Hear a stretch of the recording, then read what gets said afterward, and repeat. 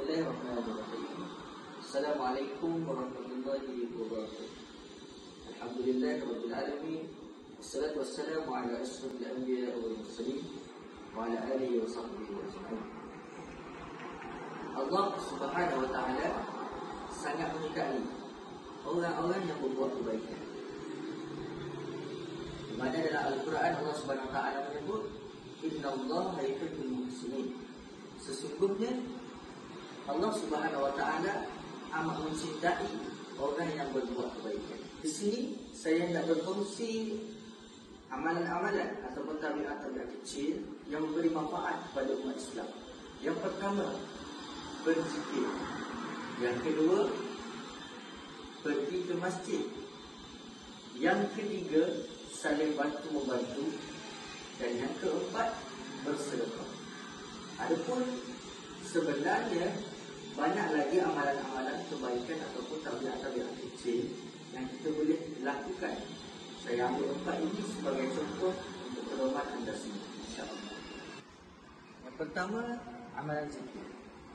Amalan zikir ini ialah amalan yang kita nak mengingati Allah Subhanahu wa taala.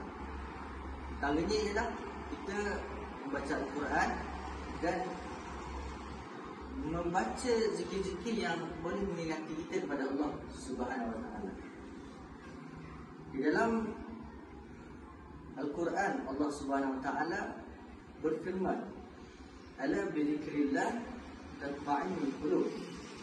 Dan dalam surah Ar-Ra'd ayat 28 yang bermaksud, dan sesungguhnya dengan hanya mengingati Allah hati akan menjadi tenang. Dan juga Nabi SAW menyatakan barang siapa yang membaca Al-Quran ini dengan 1 huruf, maka akan diganjarkan kepadanya dengan 10 kebaikan. Seterusnya kita berzikir mengingati Allah Subhanahu wa taala. Nabi SAW telah memberikan kita satu zikir yang khas untuk kita amalkan supaya di akhirat kelak kita mendapat ganjaran yang sangat besar, iaitu satu amalan yang mana ringan di mulut tetapi berat di timbangan al-mizan, iaitu subhanallah wa bihamdihi subhanallahil azim. Yang kedua ialah datang ke masjid. Ada 7 golongan yang dijanjikan mendapat arasy Allah Subhanahu wa taala. Antaranya ialah pemuda yang hatinya melekat di masjid. Maka datang ke masjid ini adalah antara satu kebaikan ataupun amalan yang kecil yang dapat memberi manfaat kepada umat Islam.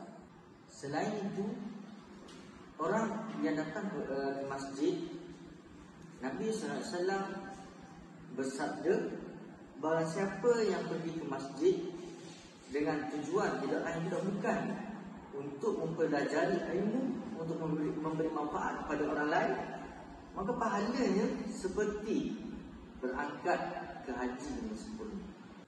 Yang ketiga ialah saling bantu-membantu. Kata Allah Subhanahu wa taala dalam Al-Quran, "A'udzubillahi minasyaitonirrajim. Bismillahirrahmanirrahim. Wa ta'awanu 'alal birri wat taqwa wa la ta'awanu 'alal itsmi wal 'udwan." Kata Allah Subhanahu wa taala dalam Al-Quran, bertolong-tolonglah kamu dalam perkara kebaikan dan jangan sesekali kamu bertolong-tolong dalam melakukan perkara dosa dan kejahatan. Jadi di sini antara perkara-perkara yang dapat memberi manfaat kepada umat Islam adalah kita saling bertolong-tolong dalam melakukan kebaikan. Antara manfaat yang kita dapat daripada kita bertolong-tolong dalam melakukan kebaikan kepada umat Islam adalah kita dapat mengeratkan hubungan silaturahim di antara umat Islam itu sendiri. Yang keempat dan yang terakhir adalah amalan bersedekah. Amalan bersedekah ini sangat besar di sisi Allah Subhanahu wa taala, sehingga Nabi SAW telah menyebutkan dalam hadis, yakni yang bermaksud ada 3 amalan yang tidak terputus setelah seseorang ini telah meninggal dunia. Yang pertama adalah sedekah jariah. Yang kedua, ilmu yang bermanfaat. Dan yang ketiga, doa anak soleh kepada kedua ibu bapa. Maka yang pertama tadi ialah sedekah jariah. Maka apabila kita bersedekah, menginfakkan harta kita di jalan Allah Subhanahu Wa Taala, ataupun bersedekah menolong umat-umat Islam, maka amalan sedekah kita itu dapat membantu kita semasa hidup, bahkan setelah meninggal dunia sekalipun. Maka apabila menyebut amalan bersedekah ini, jangan kita ragu-ragu untuk menginfakkan harta kita di jalan Allah Subhanahu Wa Taala, menolong umat Islam untuk membina institusi-institusi, untuk melahirkan para ulama-ulama, para kepimpinan Islam yang mengetahui hukum hakam dan agama Islam.